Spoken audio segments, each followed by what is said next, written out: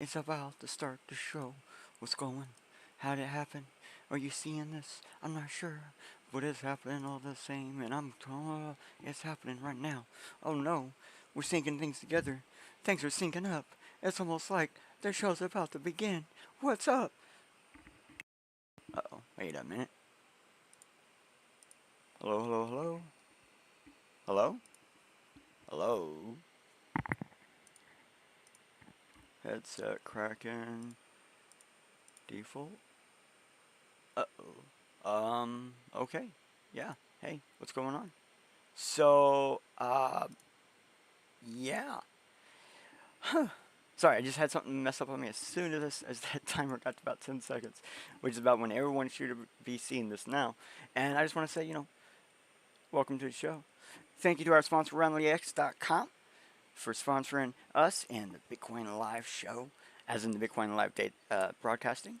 And if you go on there right now for RunLeX.com and sign up, use Change Perspectives to get $15 in Bitcoin today, because what this will allow you to do is DCA to cryptocurrency by simply rounding up your transactions with your card. So you link up your card, and as you spend, it just rounds up, kind of like some of the banks do. But instead of you getting it just put into savings, you save it into cryptocurrency. Awesome way to DCA. Now, I actually like Roundly X for the ideal bumps. It's my favorite part of it. Get some quick tips on when the next best cryptos might be in for you to go ahead and get a hold of. And it's really awesome. Really appreciate it. And let's go ahead and get this started.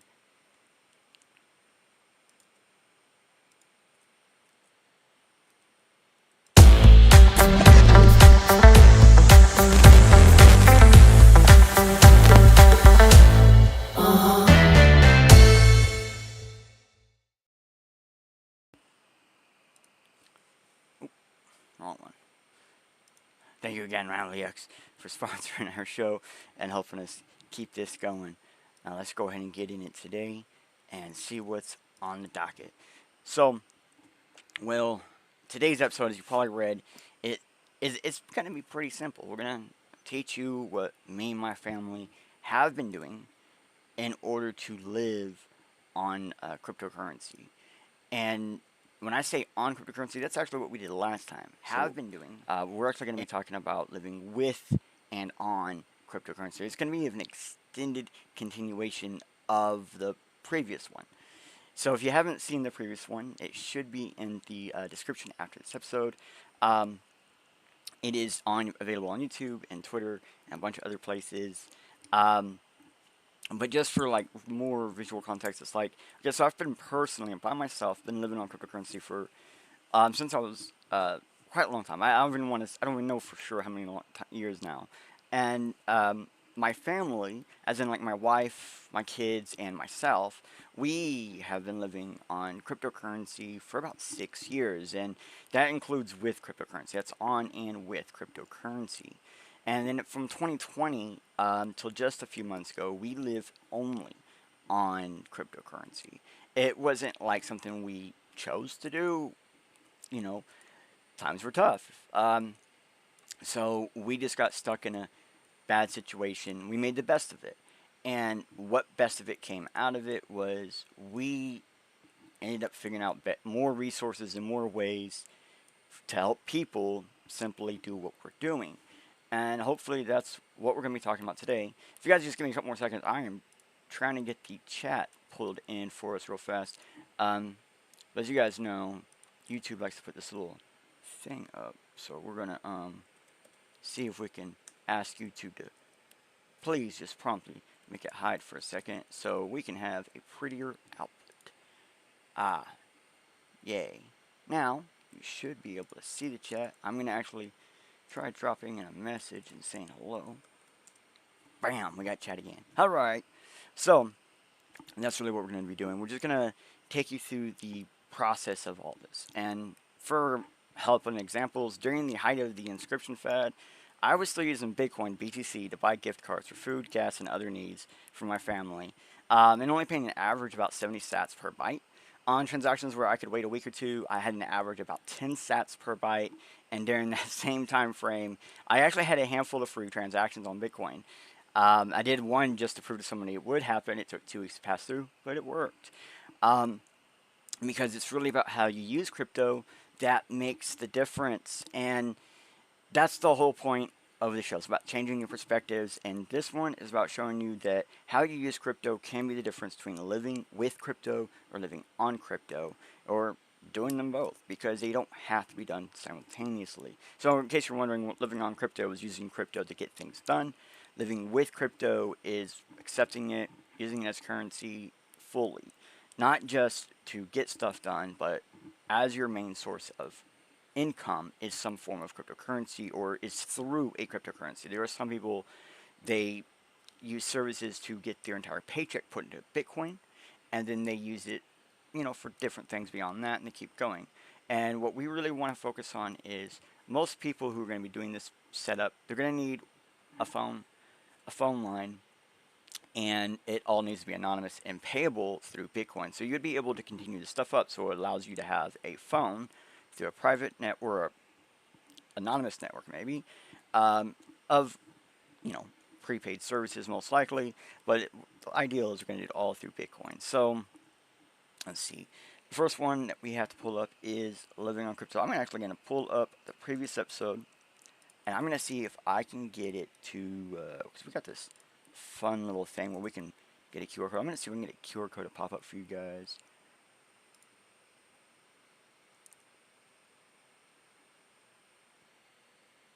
Oh, there it is. Alright, so here's the video. Boom. Roasted.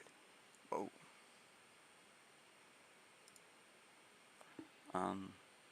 One second.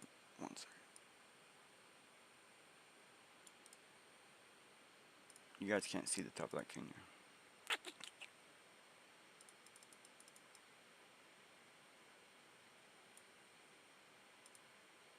Okay. Now you can. Alright, so there you go.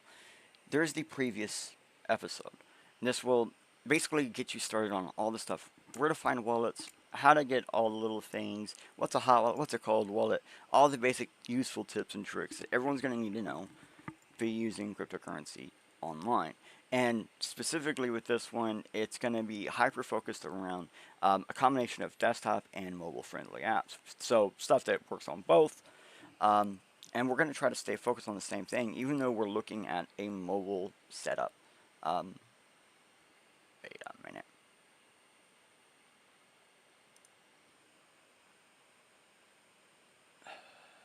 Sorry, guys. Did my face explode?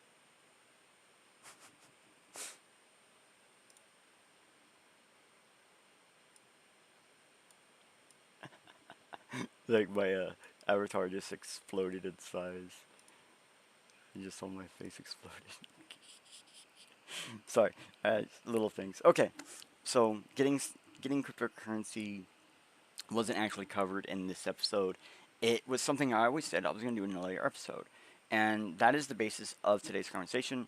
And but with that said, let's talk about how we will use the crypto directly to get stuff done first, because when we're talking about these things, there was three main things we had to take care of, and if you're going to be living with crypto, there's at least 2 or 3 other things you need to worry about.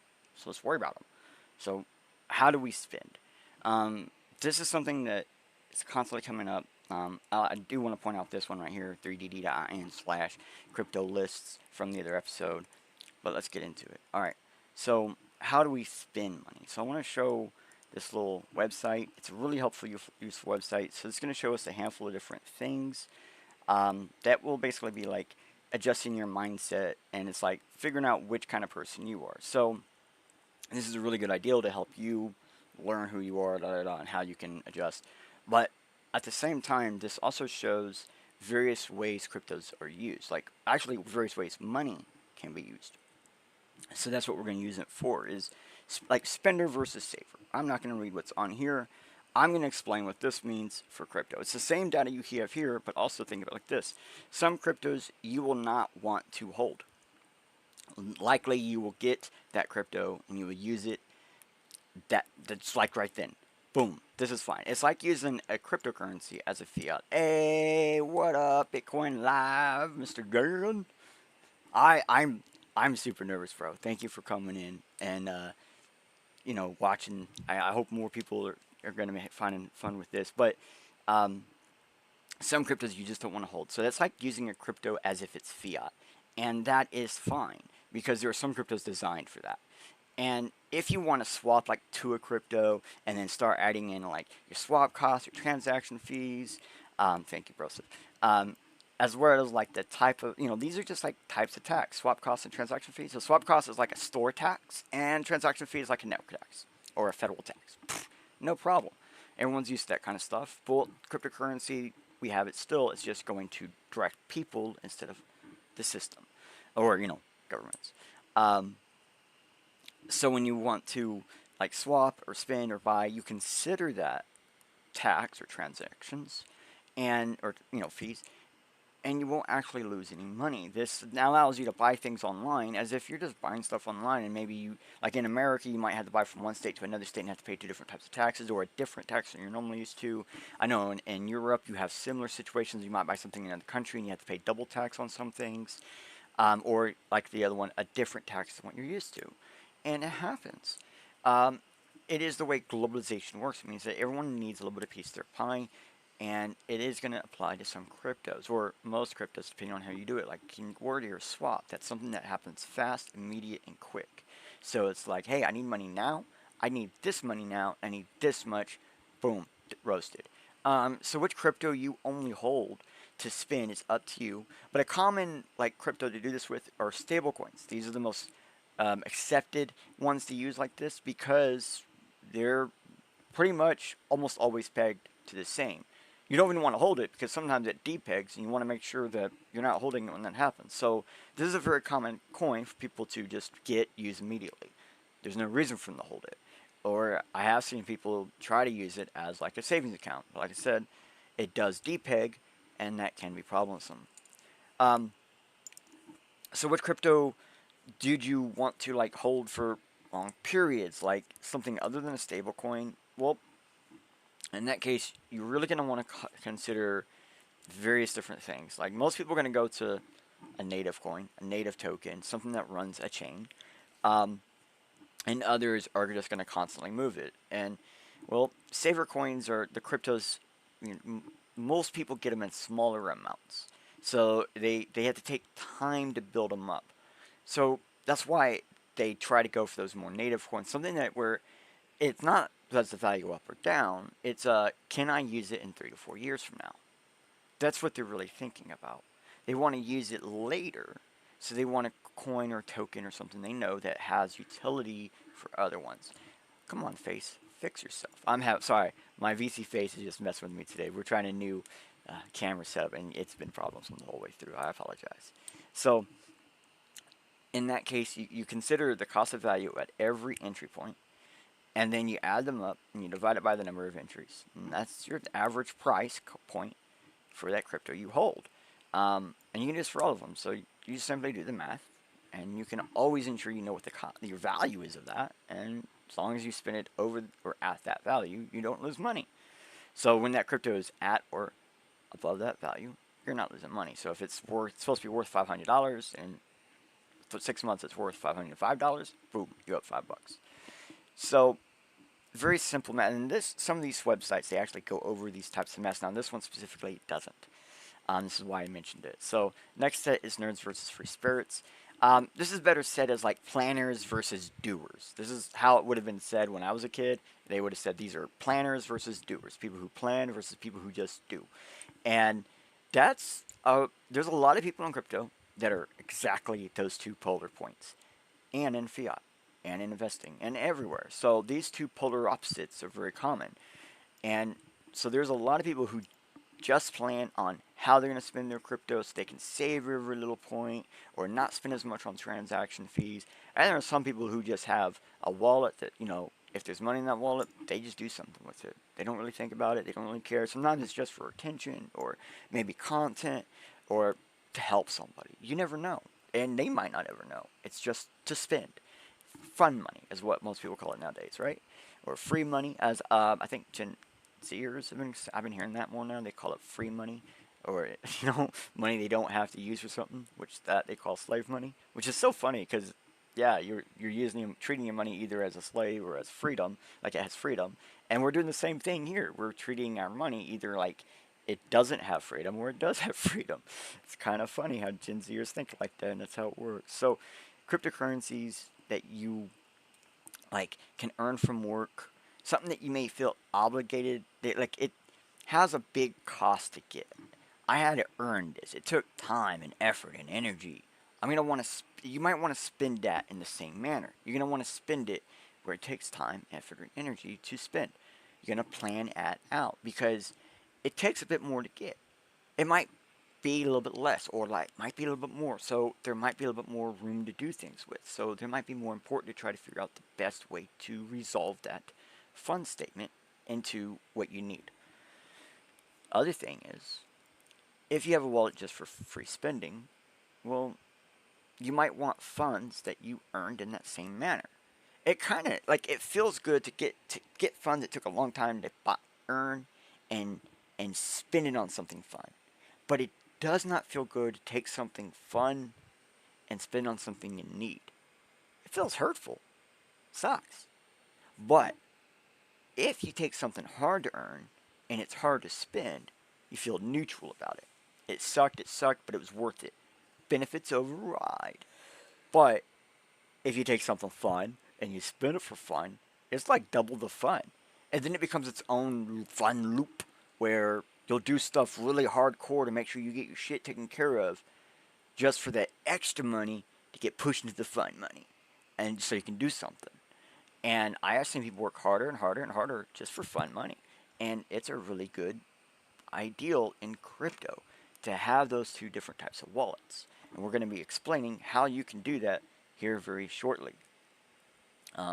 So safety versus status, and then they also have like abundance versus scarcity. I really recommend you go through and read these. They're more for determining who you are. These have less to do with the actual currency of any kind. These are mental mind states people individually have to overcome for themselves, because these are situational objectives that will superimpose itself onto your wealth, or even superimpose itself to you. It will do things like make you feel more safe with abundance and less like you have less status with scarcity. But these are superimposements. For example, you probably have more worry with abundance because you have more possible reasons to lose it, and you probably actually have more status with scarcity because you're able to use without overdoing on either side. It shows that you can take a little and make a lot with it. So, like in reality, this is a reverse statement of what you probably would normally think. And so, learning about how to recognize these will help you take the time out to remove these thoughts from your mind. You don't want things like safety concerns, status concerns, if you have abundancy or if you don't have abundancy. You don't want those concerns in your mind when you're considering how you spend your crypto, or even how you make your crypto, because you might make a decision or an action that you might later regret simply because something clouded your mind. And it might be really difficult to understand how this works because it sounds stupid. And I'm not going to lie, it does sound stupid. But it's not. The second you actually take time to clear your mind to then figure out where you want to work, or what you want job you want to take, or exactly what way you want to trade today, you feel better afterwards. Where before, if you just go at it like you normally would, you feel stressed afterwards. And those thoughts that started as a concept, safety, status, abundance, scarcity, become a big worry at the end. Clear your mind first. Money does not hold emotions. We do. So, the next one I'm about to show you, I don't know if I showed you guys the QR for this one. Let me make sure it's out. So, the next one, we are, actually, I want to show you guys my thing. I just noticed it's still cutting out some of that QR. One second. It's bum. There we go. So we'll just show you guys my full toolbar. You guys can see what my hotbar is. There you go. Bam. There's my hotbar. Let's see if that works better now. Boom! Got more of it. Yay. So this site right here, it's going to teach you habits about mitigating the superimposements that you might put on yourself. And this, I know it seems a bit strange, Bob. If you don't feel like you need to go through this, don't go through this, because I'm not going to. I just simply want to help you guys remove the superimposements. And if you read these, then some of the stuff we're about to say is going to make a lot more sense, because it's just going to explain these bullet points a little bit more. This site is a book for, in case you have more responsibilities on your book. Maybe you have car, home, mortgage. There might be a lot more on your book than I am explaining today. This is going to help you further. You'll still take the same concepts and apply them with this information, and you will be able to go even further with your funds. Because that's what this is all about, right? We want to go places with our money. I want my money to do things, bro.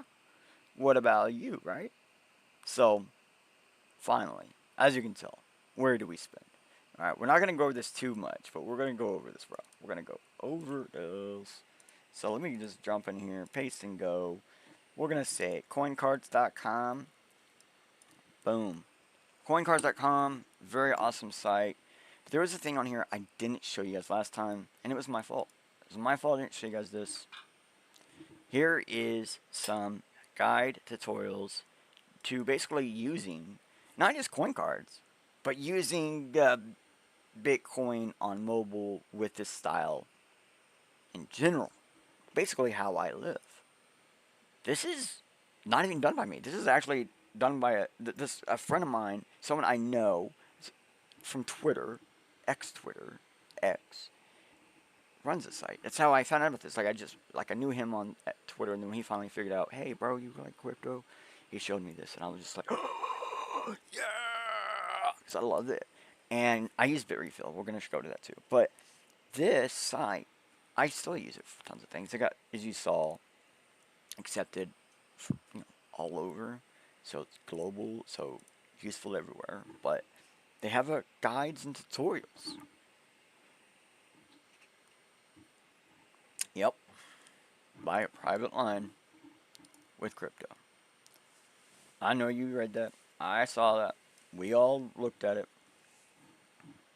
So this is a second line on any phone with crypto. This allows you to have like a business account or a private account or a secondary account, whatever. This is what most people are going to want. That's fine. Here's how you use the system to make this happen, bruh. Here's how you use that system. And here's how you top it up. And here's how you top it up with their system to this system in order to have a system. Everything. I don't need to tell you anything. It's all there. It's all there. I think it's like... Nope. Sorry. Forgot my hair is on. It's up there. So, there's... But it's not done. Like, we never showed you guys how to use this. We just kind of showed it to you guys. So, like, for example, I'm on the electronics tab. This is actually, if I wanted to buy a cell phone, like right now, bro. Yeah, I'd just be going to ASDA. No, I'll probably be going to Curry's, bro. I would probably be going to Curry's. I like Curry's more. So I'd probably be going to Curry's and getting myself an unlocked phone. But I didn't know, whoa, wait a minute, bro. I didn't know what network that unlocked phone needs to be for. You know what? Not a problem. Not a problem. We're going to go to Bitrefill. Let me just show you guys this one real fast. This is where you go to get different. This is where you go to basically top up your phone, your prepaid mobile phone, with Bitcoin and other cryptocurrencies from also anywhere in the world. It's another global. It's one of those ones that allows, I believe, anonymous checkout and things like that, or they used to. I don't know if they still do. It's been a while since I've directly used this site. I mean, well, actually, how to think about it. The last 20 times I've used the site, I've only given them an email, never made an account, and still had perfect use of the site. If you make an account or anything like that, you get extra stuff. So it is kind of like a centralized exchange in that manner.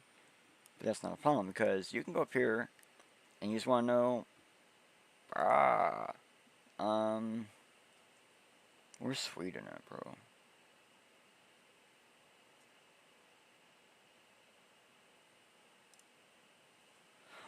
Oh my gosh, look at that. Oh, whoa, more up in here than I thought. Heck yeah. Let's go Halon.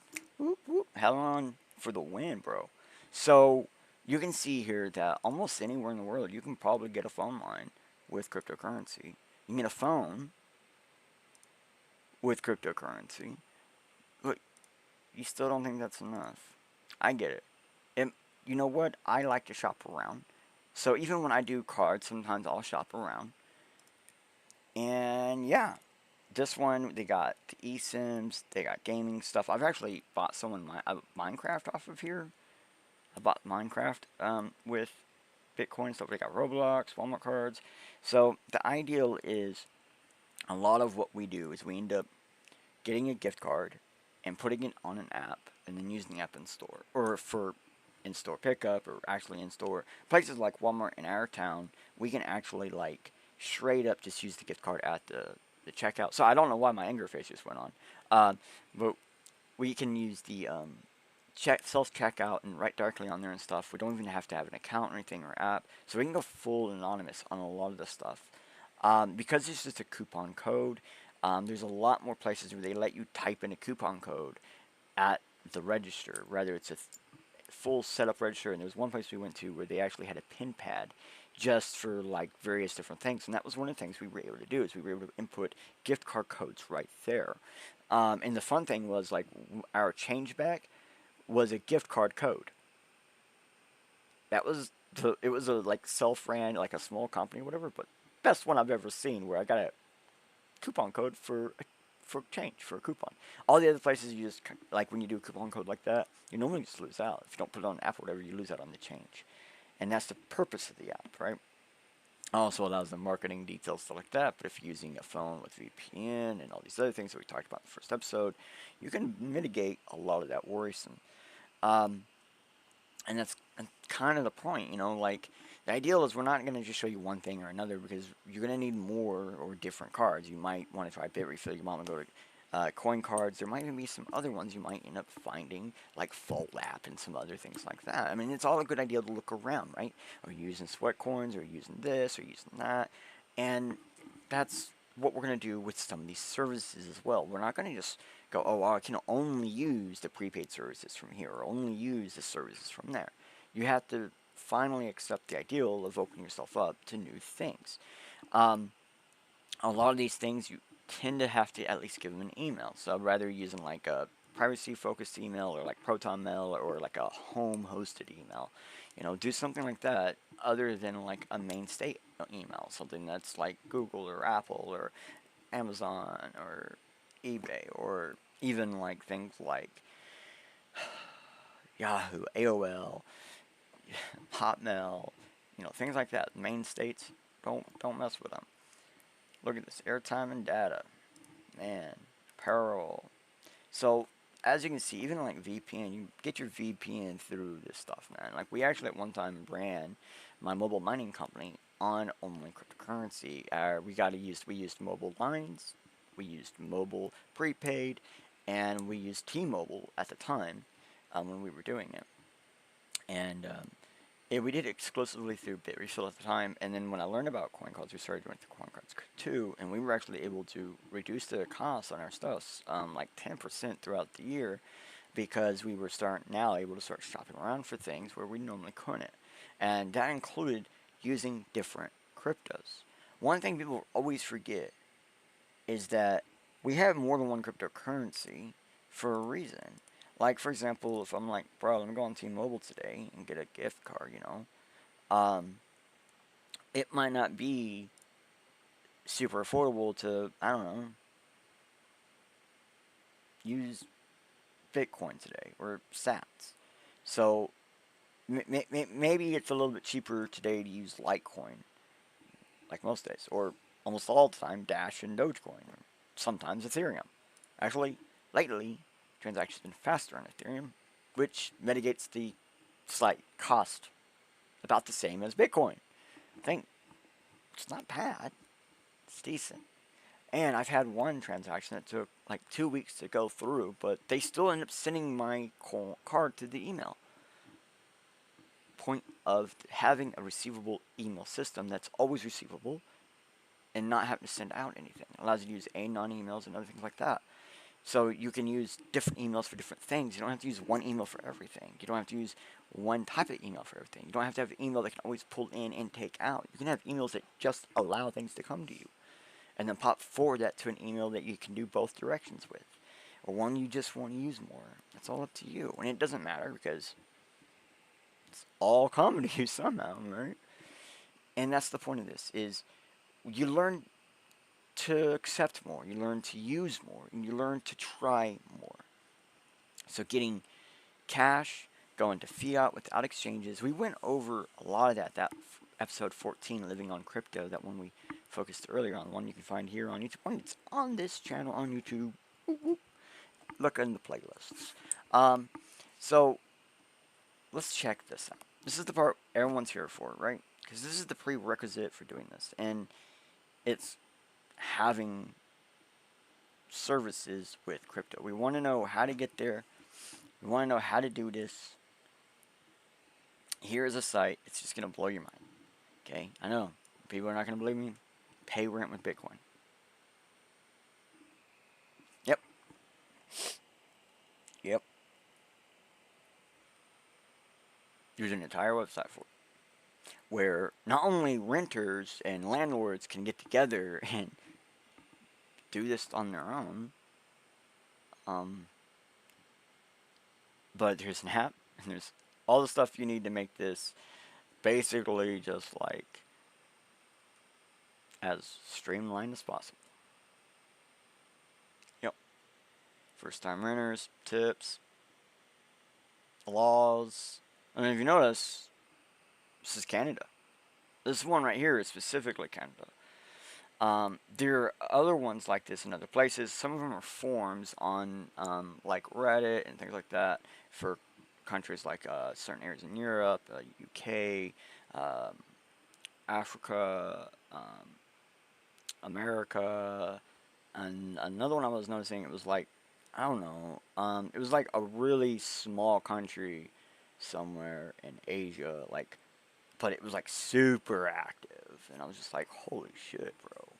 And I didn't want to go to those because I don't, like, every time we go do the Reddit thing, it's getting harder and harder to get it to pop up now. So I just been staying away for a while. So I apologize for not going and showing you those Reddit ones, but if you like Reddit, you know where to find them. You guys probably know how to search Reddit better than I do, because I don't use Reddit. I just, it's a research point, just like everybody else. But we're not done. Because there are other places, like I said, you can go to pay rent with Bitcoin. Yes. This is how you do it. So this is a site that just basically explains the process of it. How you can get it to go from end to end, accepting, you know, through whatever. And I do believe this is a site that just basically allows landlords. But this exact thing here basically is best for both people. If you're a landlord or a rental, you're trying to get someone to help. You're trying to get someone to accept Bitcoin so you can pay your rent in Bitcoin. Or you're trying to accept Bitcoin from renters. This site is a good site to go to. This article is a really good read, but this site, Now Payments, is really good, especially if you're the business side of this whole thing. So what that really means is that some companies, these firms, real estate agents, they may eventually begin accepting various cryptocurrencies, and people have in the past abused trials from other things to offload crypto for services.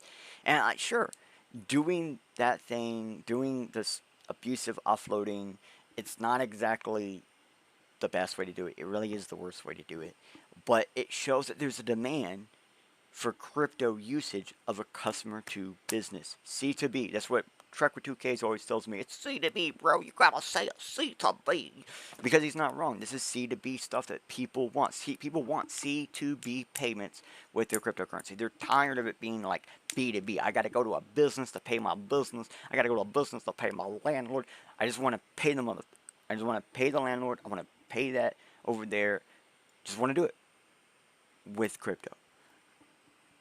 And over time, they will start to accept it. And we will have more direct to business services and less ways for things to get in the middle to cloudy up the payment system. So, let me see. I want to show you one more. One more. Because this was on CNBC a couple of years ago. And a couple of years ago, CNBC said, hey, there are people in California willing to accept cryptocurrency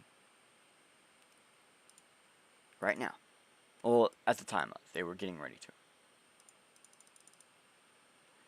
And that's cool. That just shows that the billionaires, people at the higher ups, that own these bigger companies, that own the small companies, that own the renter companies, that own the retailer companies, that own all the, they are wanting this. It's soon doomed to happen because the people who have that biggest money and people who have the least amount of money want this. People in the middle are not the majority. The people with the least amount of money is the majority. The people with the most amount of money has the most power of the companies in the middle. So the companies in the middle might not want it, but they're going to be forced hands. They're going to find ways to do it where companies in the middle don't even know what's happening. Users in the middle don't know what's happening. And that, again, is the point of this website. It is one of the first ones I've seen that is as streamlined as possible, that makes it easy to do, to use. It's freaking amazing. It's like the example of examples for the future of all crypto services that are direct customer to business. It's creepy. I love it. Actually, this is technically business to business, but it allows for the possibility of customer to business. Like, it can be done. And that's a really good example of how it should be done. So, most of the people living with crypto, it's simply just changing how we spend and why we spend, or even why we earn. So more crypto lifers, they use apps to shop online to pick up, or even go as far as like using the coupon codes and stuff Jack had talked about earlier. So these probably are a way to like use your crypto that isn't just buying like an NFT or another crypto. This is something that you can buy your groceries with, you can pay gas, you know, get on the subway that day or something. There's more room for this options, right? And as for some of you, you know, that might be like, why or how you get there in the first place. Honestly, like, what I mean is, you might be at this point because you've bought a lot of cryptocurrencies, and now you're like, oh, what do I do with them? I don't want to just buy NFTs, because I got too many of those. When I sell them, I get too much ETH. So, you gotta figure out what to do with them, and this is what to do with them. This allows people who don't have the ability to mine, who don't have the ability to exchange, who don't have the ability to purchase Bitcoin, to obtain Bitcoin in a trustless manner. Simply accepting this payment from the person they have an agreement with. And with cryptocurrencies, a lot of that can be automated to even make it less trustless. So there's less trust, more people feel safer about it. And honestly, I ask for cryptos. I mean, seriously, let's do it. I honestly, when I'm getting paid and stuff, I tell people, I want to be paid into cryptocurrency. Even if you're going to donate me like $1, bro, I'd rather have that in Bitcoin. Because it might, you know, it's worth $1 today, it's worth $5 tomorrow. I know, I do know the joke, $5 tomorrow, but it's $3 the day after. Yeah, I don't know. But it's still worth more than the day before. Ooh! Okay, so often I stick to the few giant networks like Bitcoin, Litecoin, XMR, ETH, Doge, these native coins. This is what I was talking about earlier about a lot of lifers, we stick to the native coins because it might be years of saving before some of those are even able to be used. And some people, they're going to get like large lump sums in those, and so they want those networks, they want them to make sure the networks are quite secure. And considering that you don't have to use another coin to use these coins, like these native coins, then there isn't a secondary token you have to worry about or anything, so they become the main state of your finances. So like when I'm doing the fun stuff and I end up with like tokens or non-native tokens, or like really low cap, hard to use native tokens, another example, they take up a chunk of my time to convert, and often I just wait for the hype loop to cool down. So they go up in value, they drop down real hard, and then they start to go up again, and then they kind of level out. I actually tend to wait on some of these. Um, so basically, if like I didn't buy the token simply in order to flip it, you know, to sell it on that hype loop or something, then it goes somewhere where I'm just basically like, it's a small payment, let it build up, let it take time, and then I'll figure out what I can do with it later. Even if it is like a non-native token or something, it's just because we're getting it in a free manner. Sometimes it might take a month, it might take a day, it might take a year. I mean, I've had free tokens where I got enough to use it in a couple hours, and I've had some where I still don't have enough to freaking use them, and it's been like almost 8 years now.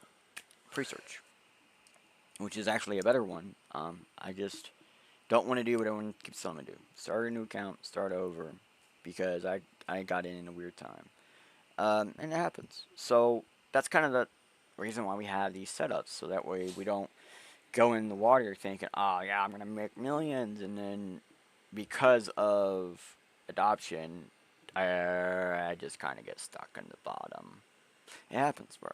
Like, so we got to have these different mindsets so we don't screw ourselves over. We're basically trying to do everything we can to just prevent us going, oh, I shouldn't have done that, because I see it all the time. And there are some people where they'd be like, oh, I bought this, whatever, and now technically the game is not worth as much of the thing, or the toy is not worth as much of the thing, or the shirt's not worth as much of the thing, but kind of got to just let that go, bro. So, would you rather have the thing or the money? If you'd rather have the money, then you shouldn't have done that in the first place.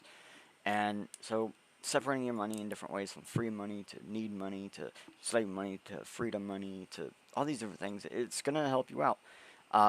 Knowing ahead of time how you plan on using your money when you're getting it, it's going to let you know what to do about it. I can forget about it, or I need to keep checking on it, all that stuff. Me personally, I will often DCA in just about everything, from like playing a video game or just accepting payments, like donations and stuff, whatever. I just let them build up, and I try not to worry about them, and I don't give, like there's tons of tokens I've accepted for people, and then I can't really do anything, ain't it being a Nord Pool, whatever. Okay, cool, things like that happens, and I just learned to accept less of whatever type of token that was, and I learned to self-correct my acceptance of tokens, and now I have a better idea when people come at me, why don't you just take this Shiba Inu? And I'm like, bro, because I said no. And you learn to just, it ain't a thing. It ain't no big deal no more. It's just like, it's pretty simple. I don't want to. And they'll learn not to buy into that token. So you won't let other people's hype or FOMO or problems affect your cloud and your judgments going forward. If you start doing these kinds of things, you start setting up these different ways, because you look at your fund money, so I don't have the money, so I don't give a fuck, bro. You don't want to accept that as fund money, right? Because you might have a bunch of tokens in your fund money. You're like, well, I've got no room in my fund money. My fund money ain't worth anything, and I ain't got no room in it, so no. You'll learn how to do these things. So, I didn't always like pick these things up to flip them. A lot of people don't. A lot of people actually pick tokens up hoping that they'll boom later in like 5 to 10 years. But a lot of times, if you're going to be doing something like that, you got to have your key set up. And so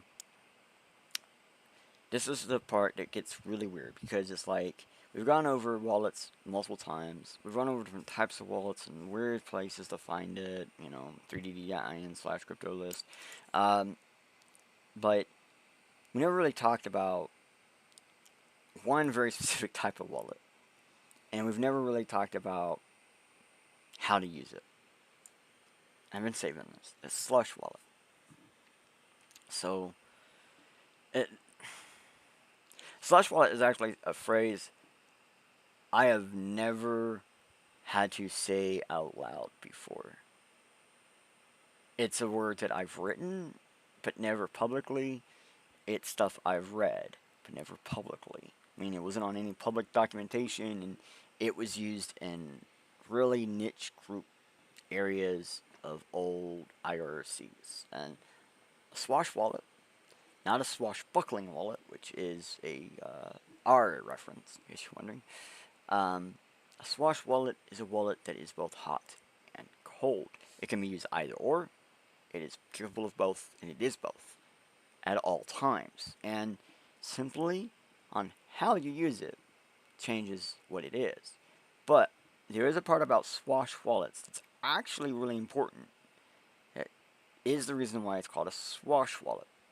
Is no KYC for importing and exporting keys, money, and including to use either a DEX or a SEX. It should not KYC to use these.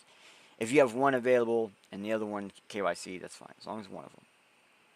So it is a KYC-less hot and cold wallet with exchangeability built in. That is also KYC.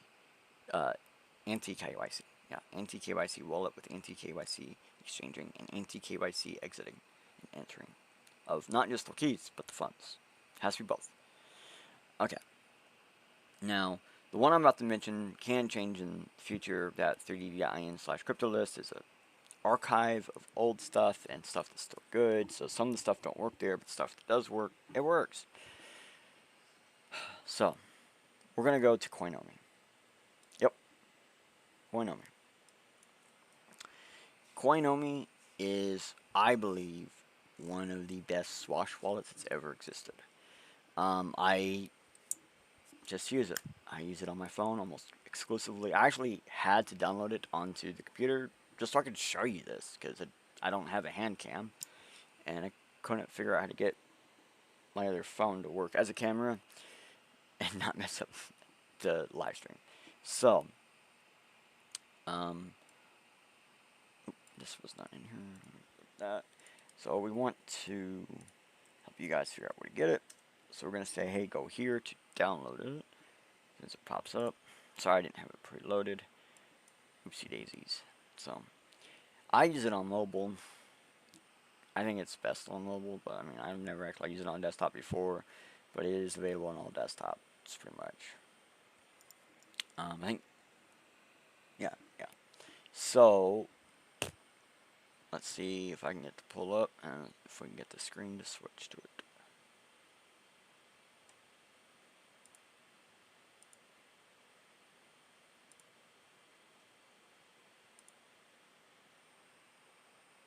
And I need to go to main view screen.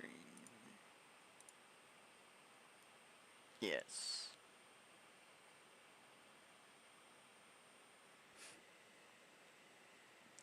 Well,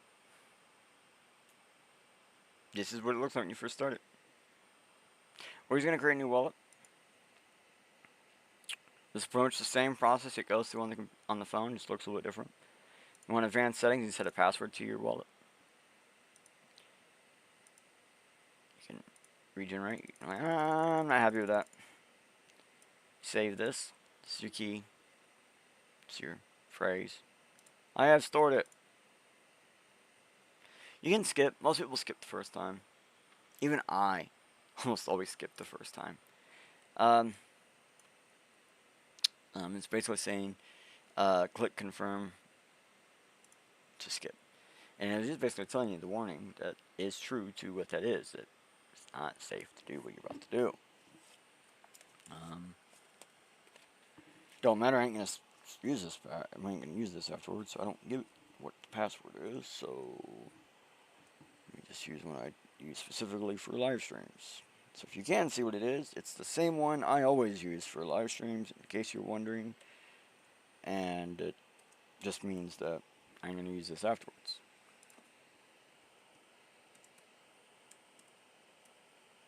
See, one thing I do is I have like a way to know what my passwords are, and I can actually search to see if my live stream password is ever used anywhere. And then that ensures that I can always make sure I don't use my live stream password. So, as you can see, we can click what kind of cryptocurrencies we want, and Bitcoin like that, Ooh, whoa, whoa, whoa, whoa, and oh man, look at that. Oh man. But if you don't see, that is a really small scroll bar. That's a bunch of cryptos, my friends. Yeah, I mean, gotta get the Creed and Dash, BNB, get the byte. Oh, Komodo, library credits, you know it. Let me get that Monero, and then, Namecoin. Smart Cash, you know it. Ooh, oh no, I got Tron. I like that staking system. Where's Verge? I got Verge. You got Verge. Zcash, of course, you know. Oh, I do testnet, so let me get the Monero. Get that Dogecoin. Zcoin. Okay, we'll go next. Yes, you can edit and adjust things. You can also do it later. So legal disclaimer, blah, blah, blah, blah, blah. You look at that on your own, whatever. It's different for everybody, right? So here you go. Here's all the different coins. You can see right now with zero supply, everybody has the same percentage of 5%. So try to do some number ones and start. We can keep adding more. It doesn't matter. There's no reason why we can't add more coins in the future. We can also, this is the thing that I like on this. Create another wallet.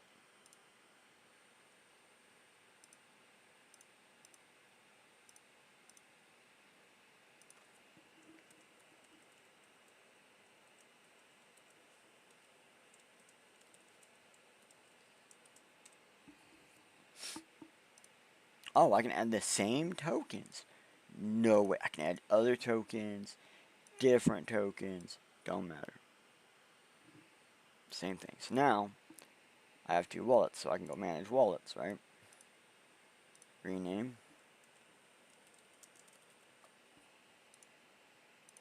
Rename.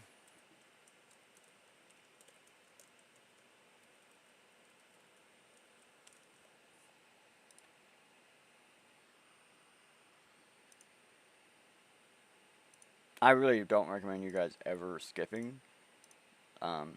Actually save your stuff. If this was one I would be using, I always skip and then I come back after I add my tokens, because then that tells me what book I'm going to store it in, whichever tokens I have. Because like some tokens I only use as fun tokens, and some tokens I only use as like currency. Like that's the tokens that I'll use to buy stuff at shops or on the fly or randomly use it, or I use it for hard trades or something like that. And that's just the reality of how things are sometimes. You know, I use like FIO example. I use that for one of my like things that I call a business, not really business. It's basically like a non-profit type thing. And you know, it is what it is. Like, use things for certain things. You might use other tokens for other things. Now I have 3 different wallets, 3 different reasonings to exist, and now 3 different names, which is going to be income, pay, bills. And I can go down and I can say, no, you know what? I want a wallet per each bill. I can do that.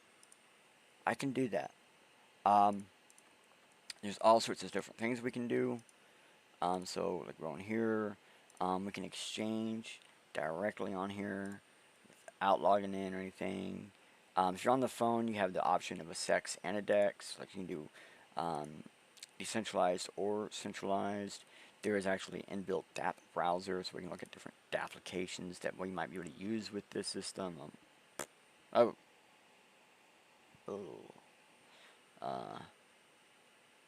That might not just be confused. I don't know why that looked like that. I have never used the internal DApp browser I just use it on my phone, so I don't use it on here. I'm not used to it. My apologies. All sorts of stuff. That's the, oh, there it is. I just figured out where to change that here. Oh, no. Dang it. So on mine, I can actually, that's one thing I really like about the, come on, go away. It won't go away. That's one thing I do like about the phone, is it's way easier to use. It just feels more native. Send, receive, buy, exchange. Oh, buy. I bet a lot of people like that option. Yeah. But you also have address books. I mean, everything you would want. Everything that's available in a standard Bitcoin wallet. Hey, what up, Gulam. I hope I'm saying that right. What up, bro, Civ? Um, Thank you for showing up, man. I'm glad you're liking it. So, Konami is extremely easy to use. I think it's way easier to use on the phone. It's just way more intuitive. While the buttons on here, it's not bad. Like once you actually get into this screen, it's like just like the phone. It feels more like the phone once you get to here. Um, but this little screen is still kind of cool. It's still cool. So boom, there you go. Here we go. I got fund money. I got build money. I got it all. I got it all ready. We can send back and forth here. I can, if I have a bunch in Bitcoin, I can swap it down to Ethereum to do a faster transaction maybe, to do what I'm trying to do right now. Um, it's all good. It's all fancy. We can make this happen, Captain. Um, this is why, lifers of crypto lifers, we don't sit there and say all the negative things we say because we don't have the negative problems. If I'm going to make a transaction, I need it to happen now. I'll do it about 70 or 80 sats per byte. If I don't need a transaction now, I don't worry about it. I think ahead a little bit. I go, hey, if I'm going to need groceries at the end of the month, well, I can start buying stuff when Bitcoin's up right now. It's higher than my price point. I get a little bit of bonus. I just buy a little bit in my gift card, send it to my app. It waits, right? Cool. And then it goes down. I buy, I exchange a coin over to it. I get a little bit more Bitcoin. It goes back up a couple weeks later, and I move that over to, and get a gift card, move it over in the app. It waits, and then now, no matter what the price of Bitcoin is, I can go shopping. I don't have to worry, am I going to lose money today because I need food? I planned ahead, thought about it, and when the value of Bitcoin was higher than what I had, my paid DCA amount was, which we talked about how to do that earlier in the show if you missed it, go back and check it after the replay. And now I don't have to worry. I can make sure that when it hits over, I'm able to use that excess as I need. And then when it's not over, I don't have excess. I don't use it. I let it sit. I wait. Maybe I buy more. you know, it's all different, and every way everyone tackles it, it's going to be slightly different. That's kind of the point. Crypto is the way you use it. It's not just anything specific other than a database. So living with crypto, it really isn't hard. It can be hard to do at first though, but so are many things. And from like the outside looking in, it just looks hard and complicated. But once you're inside, you're looking around, and you'll realize it's just responsibility. That's what it looks like. It always looks hard, no matter where you're at. But once you're in there and you have the right motivation, you have the right thought plan before you do things, when you're doing things, you consider the things that you need to consider, and you have separations and the knowledge of how and why you're doing what you're doing. Why are you spending? Why are you earning? And what's the point of it? Is there a reason? Is it just fun money? Does it need money? What is it? These are all the things that, once you have this set up, this makes it easier than the current fiat system. It actually makes it easier for you to save. It makes it easier for you to plan. It makes it easier for you to budget, because you can do it on your term, your time, your setup, and you can have the ability to relax and wait, as well as crunch time to get things done if need be. Like there's always this double positive where you don't have to do things right now, but if you needed to, you could. Something you don't always get to do in the traditional financing system. So living on crypto, it doesn't have to be cashless. That's one thing I didn't really explain. Something I kind of explained before, where something me and my wife have done, where we find someone with Cash App or someone with a card that they can actually go to a place, and we'll have them purchase something and just do cash back at the register. Hey, get yourself soda, cash back $80. And so one of the things that we've actually done is we've actually basically, we have gone to a store and used a crypto-backed card at the register, got cash back, and then used that cash back to get home. So it was all done with cryptocurrency, and that was actually done during the pandemic. So we did that at the height of everybody's fear, and we were actually able to never touch the register, because we went to a place where once you're done scanning at the self-checkout, there's always a QR, and you just scan it with the app, and it will allow you to automatically pay. It allows you to finish everything on the app instead of the console. And so, like, when everyone else was afraid to touch everything, we didn't even have to touch anything. We set it up where we could just do everything ourselves. No one had to touch anything. no other employee had to touch anything, and we didn't have to touch anything other than what we were taking home. So we were able to avoid fear. I mean, I didn't really believe in it, but some of the people we did stuff for, where we went and got them groceries, did. So we took that in consideration even for them.